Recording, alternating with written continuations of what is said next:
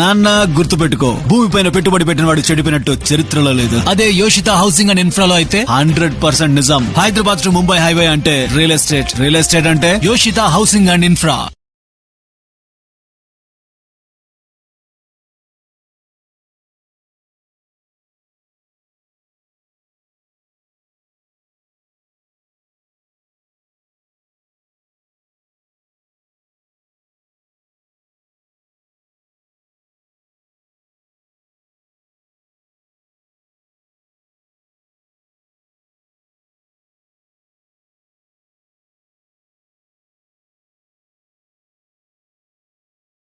So చాలా మంది inner ring road ఉన్నప్పుడు ఏదైతే అవుటర్ రింగ్ రోడ్ పడుతుంది పోయి కొనండి అంటే అంత దూరమా అని అన్నారు. అప్పుడు అవుటర్ రింగ్ రోడ్ ఏదైతే చుట్టుపక్కల ఎంత ఉండే తెలుసా, 10,000 లోపల ఉండే.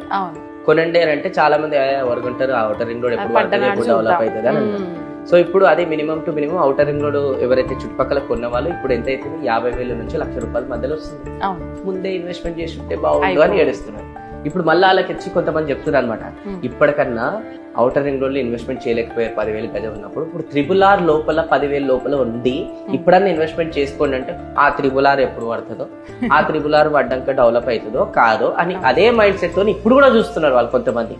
అయిపోయింది అనుకోండి, 50,000 నుంచి ₹1,00,000 గజం వరకు అంటే 10,000 ఇన్వెస్ట్మెంట్ చేస్తే కూర్చున్న దగ్గర 50,000 అనేది మనకు పెరిగితే ఎంత మంచిది. సో అది ఇప్పుడు ఛాన్స్ ఉంది చాలా మంది. అందుకోసం RRR లోపల మాక్సిమం ఎక్కడైనా వెంచర్స్ ఉంటే చూసుకొని ఇన్వెస్ట్మెంట్ అనేది HMDA లో DTCP లో చేశారు.